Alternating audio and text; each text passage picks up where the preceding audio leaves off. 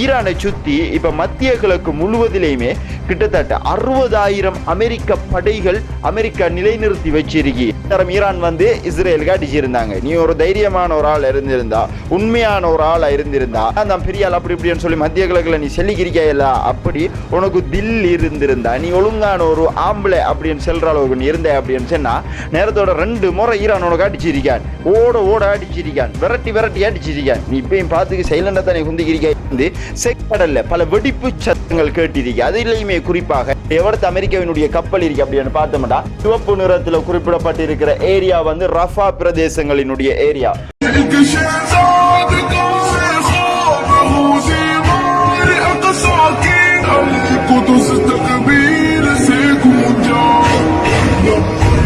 இன்றைய நாளுக்குரிய நம்மளுடைய வீடியோ பார்க்க வந்திருக்கிற அனைவரையும் பணிவன்புடன் வரவேற்கின்றோம். உலக அரசியல்ல நடக்கிற முக்கியமான தகவல்கள் எல்லாத்தையுமே நான் உங்கள்கிட்ட கொண்டு வந்து சேர்க்கலாம் ஒரு 10 நிமிஷத்துக்குள்ள. ஸோ இது வரைக்கும் நம்மளுடைய சேனலை ஃபாலோ பண்ணல, சப்ஸ்கிரைப் பண்ணல அப்படின்னு சொன்னா பண்ணிக்கொள்ளுங்கள். குறிப்பாக இப்போ வந்து நம்ம மத்திய கிழக்குல என்ன நடந்து கொண்டிருக்கு, அமெரிக்கா என்ன செஞ்சு கொண்டிருக்கு அப்படிங்கிறத தான் இப்போ நாம பார்த்து கொண்டிருக்கோம். அந்த அடிப்படையில் நம்ம எல்லாருக்குமே தெரியும், கடந்த சில நாட்களாக அமெரிக்கா ஈரான் அமெரிக்கா பேச்சுவார்த்தை சண்டைகள் எல்லாமே போய்கொண்டிருந்துச்சு. தொடர்ச்சியாக நாம் அதை பார்த்து கொண்டு வரோம். ஸ்கூல் டைம் 2 பேருக்கு இடையில வந்து பார்த்தாலே பிடிக்கிறல 2 பிள்ளைகள். அப்ப அவங்க 2 பேருமே வந்து மெல்ல கேஜி சண்டை கொஞ்சமா முத்தி இப்ப வந்து அடிபடி நடக்கிற செட்டப்ல இப்ப வந்து இருக்கி அப்படின்றப்பல இப்ப அமெரிக்காவும் ஈரானுமே வந்து கொஞ்சம் நோமலா பேசி லெட்டர் அவருக்கு அனுப்பி அவர் இவருக்கு மாற லெட்டர் அனுப்பி இருந்தாங்க. நம்ம எல்லாருக்குமே தெரிஞ்ச ஒரு விஷயம்.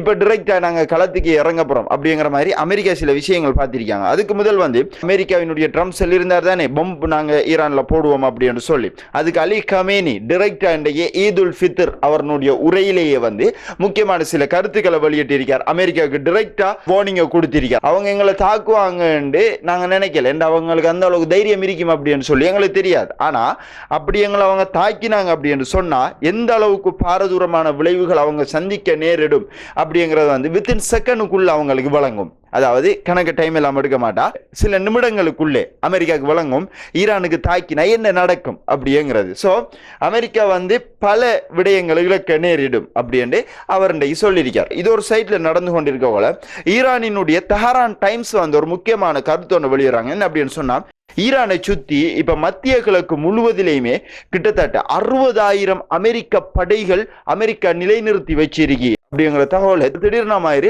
தெஹரான் டைம்ஸ் வந்து ரிலீஸ் பண்றாங்க. அது மட்டும் இல்லாம அதோட சேர்ந்து அவங்க சொல்றாங்க என்ன அப்படின்னு சொன்னா, ஈரானினுடைய நிலக்கீழ் சிட்டி, நிலத்துக்கு கீழே நிறைய நகரங்கள் வந்து மிசைல் நகரங்கள் நிறைய ஈரான் செஞ்சு வச்சிருக்காங்க. அவ்வளவு மிசைல் நகரமுமே இப்ப வந்து ரீலோட் பண்ணி வச்சிருக்காங்க ஈரான் டைரக்டா இப்ப அடிக்கிறதுக்கு. அதாவது எங்க அடிக்கணும், எப்படி அடிக்கணும், ஆருக்கு அடிக்கணும் அப்படிங்கிற எல்லாத்தையுமே வந்து இப்ப ஈரான் பிக்ஸ் பண்ணி வச்சுட்டு இப்ப எல்லாமே வந்து ரெடி ஃபார் லான்ச்ல இருக்கு அப்படின்னு அவங்க சொல்லியிருக்காங்க. ஏவுகணை ஏவுறதுக்கு தான் இப்ப தயாரா இருக்கி அப்படிங்கிறதையும் ஒரு திடுக்கிடும் சம்பவம் மாதிரி தான் இந்த சம்பவத்தை இன்னைக்கு தெஹரான் டைம்ஸ் வெளியிட்டு இருந்தாங்க.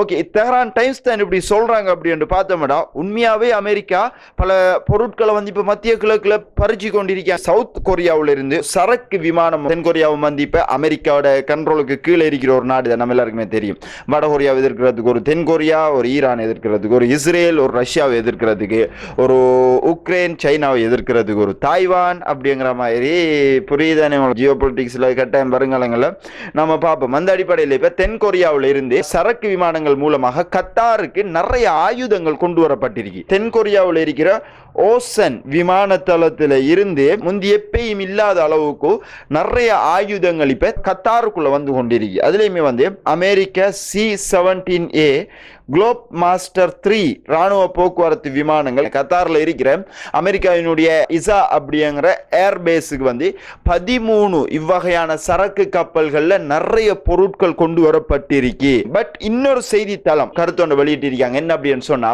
நேரத்தோடைய வந்து அமெரிக்கா 2.4 ட்ரில்லியன் முதலீடுகளை யுனைடெட் அரப் எமிரேட்ஸ்லையும் அதே போன்று சவுதி அரேபியாவிலையும் செஞ்சிருக்காங்க.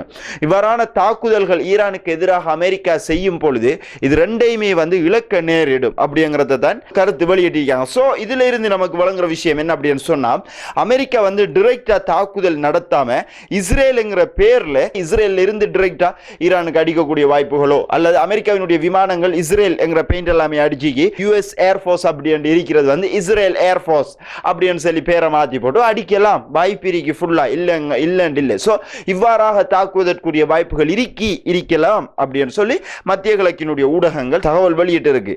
நேரத்தோட வந்து ஈரான் வந்து இஸ்ரேலுக்கு அடிச்சிருந்தாங்க. நீ ஒரு தைரியமான ஒரு ஆள் இருந்திருந்தா, உண்மையான ஒரு ஆளா இருந்திருந்தா, அந்த பெரிய ஆள் அப்படி இப்படின்னு சொல்லி மத்திய கிழக்குல நீ சொல்லிக்கிறிக்கையில, அப்படி உனக்கு தில் இருந்திருந்தா, நீ ஒழுங்கான ஒரு ஆம்பளை அப்படின்னு சொல்ற அளவுக்கு நீ இருந்த அப்படின்னு சொன்னா, நேரத்தோட 2 முறை ஈரான் உனக்கு அடிச்சிருக்கான், ஓட அடிச்சிருக்கான், விரட்டி அடிச்சிருக்கான். நீ இப்பயும் பார்த்துக்கு சைலண்டா தானே குந்திக்கிறிக்காய், ஒளிச்சு இருந்துக்கு தானே நீ அடிச்சுக்கிறிக்காய். டிரெக்டா ஈரானுக்கு அடிச்சியா? அடிக்கலன்னு. அப்ப அதான் விஷயம். இப்போ அமெரிக்கா இல்லை அப்படின்னு சொன்னால் இஸ்ரேல் இல்லை, அமெரிக்கா இல்லை அப்படின்னு சொன்னால் இஸ்ரேலுக்கு வந்து டிரெக்டாக இப்போ ஈரான் இறங்கி அடிக்கணும் அப்படின்னு சொன்னால் வித்தின் 1 நாள் 2 நாள் 3 நாள் கணக்கு அப்படி அடிச்சு போட்டு சும்மா நோமலாக தூக்கி போட்டு போய்கிட்டே இருக்கும் ஈரான்.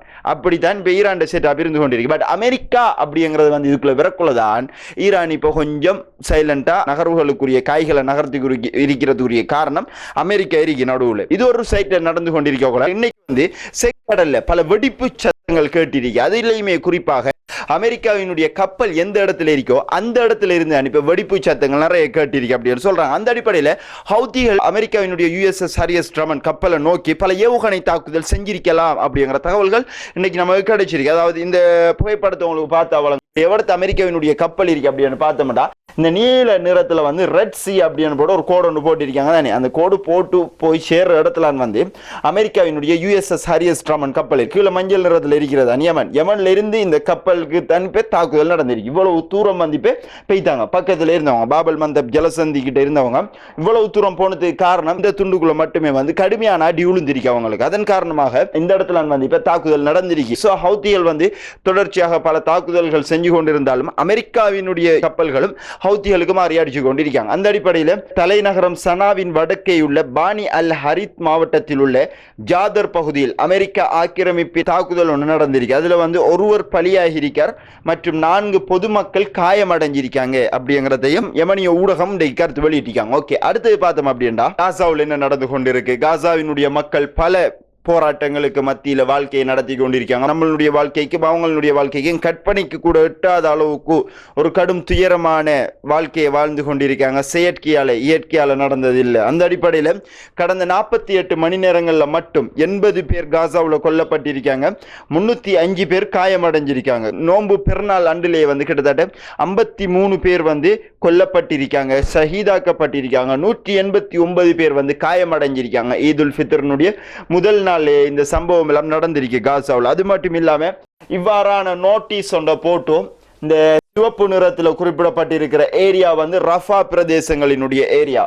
இந்த பிரதேசங்களை இருந்து இப்ப நீங்க உடனடியாக வெளியேறவங்களும் இந்த பிரதேசங்களுக்கு நாங்க குண்டு வீச்சு தாக்குதல் செய்ய போறோம், இந்த பிரதேசங்களை இருந்து வெளியேறாங்க, இந்த பிரதேசங்களை இருந்து வெளியேறாங்க இப்படின்னு சொல்லியே நிறைய லெட்டர்களை போட்டு அந்தந்த இடங்களுக்கு போய் டிரெக்டா பொதுமக்கள் இருக்கிற இடங்களுக்கு போய் இஸ்ரேல் அடிச்சு கொண்டிருக்காங்க. அடுத்து வந்து சிரியாவை வந்து நம்ம கண்டினியூஸா சிரியாவில் என்ன நடந்து கொண்டிருக்கு அப்படின்னு சொல்லி பார்த்து கொண்டிருக்கோம்.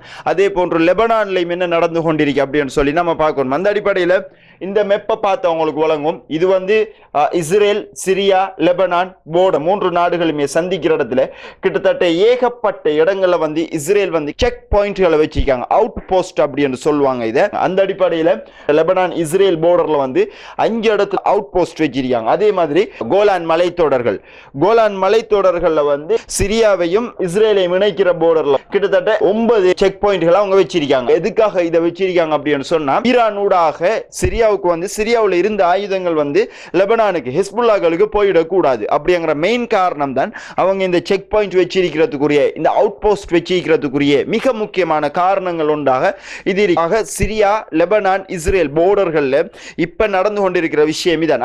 தாக்குதல்கள் நடக்கல, அதாவது யமன் மட்டும்தான் இப்ப அடிச்சு கொண்டிருக்காங்களே தவிர ஹமாஸோ அல்லது ஹிஸ்புல்லாக்களோ அல்லது ஈராக்கிய படைக்குழுக்களோ அல்லது சிரியாவில் நான் 2 வீடியோக்களுக்கு முந்தி சொன்னேன், சிரியாவிலையும் ஒரு குழு கொண்டு ஸ்டார்ட் ஆகி வந்து கிரிக்கி அந்த குழுவோ யாரும் இப்போதைக்கு இன்னைக்கு வந்து இந்த தாக்குதலுமே வந்து இஸ்ரேலுக்கு செய்யல. ஓகே, அடுத்து பார்த்தோம் அப்படின்னா சிரியாவினுடைய இப்ப இருக்கிற ஜனாதிபதி ஜொலானி ஈதுல் ஃபித்ர் முக்கியமான வாழ்த்து செய்தி ஒன்றை முக்கியமான கருத்துக்களையும் சொல்லியிருக்கார். என்ன அப்படின்னு சொன்னா, சிரியா தனக்கென ஒரு புதிய வரலாற்றை எழுதி வருகின்றது, மேலும் நமக்கு முன்னால் ஒரு நீண்ட மற்றும் கடினமான பாதை உள்ளது. அனைத்து மாவட்டங்களிலும் மீண்டும் கட்டி எழுப்புவதற்கு தேவையான அனைத்து கூறுகளும் எங்களிடம் உள்ளன. இப்பொழுது நமக்கு தேவை ஒன்றாக வேலை செய்வதை தவிர பிரிக்கப்படக்கூடாது. நம்ம எல்லாருமே ஒன்றா வேலை செய்யணும், ஒன்றா வேலை செஞ்சால் தான் நமக்கு நம்மளுடைய சிரியாவை நம்ம மீண்டும் கட்டி எழுப்பலாம். நமக்கு நிறைய வேலை இருக்கு, நம்ம நினைக்கிற மாதிரி எல்லாம் இதை செய்ய முடியாது. எல்லாருமே ஒன்றா வேலை செஞ்சால் மட்டும்தான் நம்ம அதை நம்மளுடைய நிலையான ஒரு சிரியாவை நம்ம உருவாக்கலாம். அது மட்டும் இல்லாமல் 2 நாட்களுக்கு முன்பு புதிய சிரிய அரசாங்கத்தை நாங்கள் அறிவித்தோம். ஒதுக்கீட்டு முறைகளில் இருந்து உண்மையான பங்கேற்பிற்கு மாறுகின்றோம். அதாவது நம்ம உண்மையான ஒரு அரசாங்கத்தை உருவாக்குறதுக்கு இப்பதான் நம்ம ஆரம்பிச்சிருக்கோம். அது மட்டும் இல்லாமல் இந்த அரசாங்கத்தை உருவாக்குவதற்கும் நாட்டை மீண்டும் கட்டியெழுப்புவதையும் நோக்கமாக கொண்ட இந்த அனுபவம் வாய்ந்த மற்றும் திறமை வாய்ந்த அமைச்சர்களை தேர்ந்தெடுக்க விரிவான முயற்சிகள் எங்களுக்கு தேவைப்பட்டன. இந்த அரசாங்கத்தில் நல்ல அமைச்சர்களை, அவங்க நல்ல வேலை செய்யக்கூடிய அமைச்சர்களை தேர்ந்தெடுக்கிறதுக்கு எங்களுக்கு நிறைய டைம் தேவைப்பட்டிருந்துச்சு. எங்கள் குறிக்கோள்கள் இதுவரைக்கும் நிறைய முன்னேற்றங்கள் ஏற்பட்டிருந்துச்சு. நேற்றைய வீடியோலையும் சொல்லியிருந்தேன், 4 அமைச்சர்மார் நியமிச்சிருந்தாங்க. அந்த அமைச்சர்மாரை தொடர்ந்து இன்னும் நிறைய அமைச்சர்மார் நியமிக்க வேண்டிய தேவை இருக்குன்னு சொல்லி அவர் ஜொலானி சொல்லியிருந்தார் அப்படின்னு சொல்லி நம்ம பார்த்திருந்தோம். ஓகே, இன்னைக்கு வந்து இருக்கிற முக்கியமான தகவல்கள் எல்லாத்தையும் எடுத்து இந்த வீடியோவில் நம்ம உங்களுக்கு வழங்கியிருக்கோம். இந்த வீடியோ சம்பந்தப்பட்ட கருத்துக்களை கட்டாயம் கீழே கமெண்ட் பாக்ஸில் பதிவிடுங்கள். அது மட்டும் இல்லாமல் இந்த வீடியோ நீங்கள் இப்போ தெரிஞ்சு கொண்ட மாதிரி இந்த தகவல்கள் எல்லாமே வந்து மற்றவங்களும் தெரிஞ்சு கொள்ளணும் அப்படின்னு சொன்னால் இதுவரைக்கும் நம்மளுடைய சேனலை ஃபாலோ பண்ணல, சப்ஸ்கிரைப் பண்ணல அப்படின்னு சொன்னால் பண்ணிக்கொள்ளுங்கள் அப்படின்னு சொல்லி கேட்டுக்கொண்டு இதுவரைக்கும் உங்களுடைய முக்கியமான நேரங்கள் எல்லாத்தையும் ஒதுக்கி நம்மளுடைய வீடியோ பார்த்ததுக்கு மிக்க நன்றிகள். Thank you very much.